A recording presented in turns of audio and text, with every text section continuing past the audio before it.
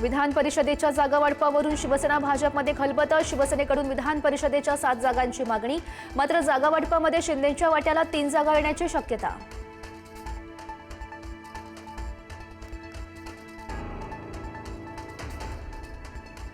विधान परिषदेच्या निवडणुका महायुतीमध्येच लढणार। संपूर्ण 17 जागांवर महायुती निवडून येईल, मंत्री बावनकुळेंचा विश्वास।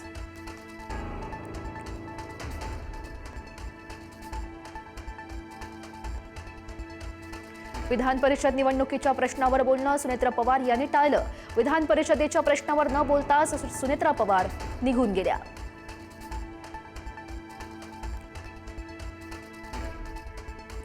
विधान परिषद निवडणुकीवरून नाशिकमध्ये महायुतीमध्ये अंतर्गत संघर्षाचे चिन्ह। नाशिकची जागा शिवसेनेला सुटण्याच्या चर्चेमुळे भाजपमध्ये हालचाली।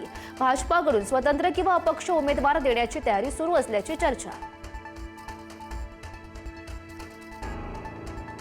पेट्रोल आणि डिझेलच्या दरांमध्ये पुन्हा वाढ। पेट्रोल 87 पैशांनी तर डिझेलचे दर 91 पैशांनी वाढले, तर सीएनजी ही 1 रुपयाने महागलं। गेल्या 8 दिवसातील तिसऱ्या दरवाढीनं सर्वसामान्यांना फटका।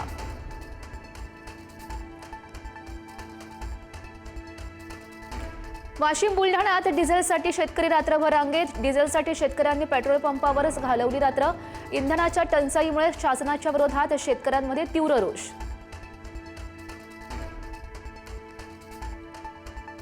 जालन्याच्या बदनापूर शहरातील पेट्रोल पंपावर राडा। पेट्रोल पंपावरच्या कर्मचारी आणि नागरिकांमध्ये जोरदार वाद। डिझेल वाटप सुरू न केल्यानं शेतकरी संतप्त। नाशिक टीसीएस धर्मांतर प्रकरणात पहिलं चार्जशीट दाखल। नाशिक रोड कोर्टामध्ये 1500 पानांचं चार्जशीट दाखल। चार्जशीटमधून मोठे खुलासे होण्याची शक्यता।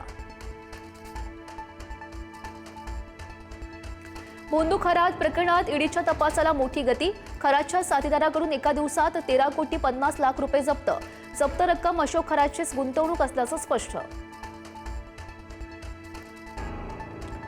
नाशिकच्या दिंडोरीमध्ये बोगस बियाणं पॅकिंग रॅकेटचा पर्दाफाश। 11 जानेवारी रोडवरच्या पॅकेजिंग इंडस्ट्रीवर धाड। 6,000 बनावट बियाणांची रिकामी पाकिटं यामध्ये जप्त। सोलापूरच्या मार्केटमध्ये कांद्याला मिळाला अवघा 50 पैसे किलोचा भाव। 602 किलो कांद्याचे मिळाले 301 रुपये, तर नाशिकच्या कळवणमध्ये कांद्याला प्रति क्विंटल 1235 चा दर। शेतकऱ्यांनी रस्त्यावर टाकला कांदा। शिकूया एआय ची क्रांती, चला करूया MSCIT।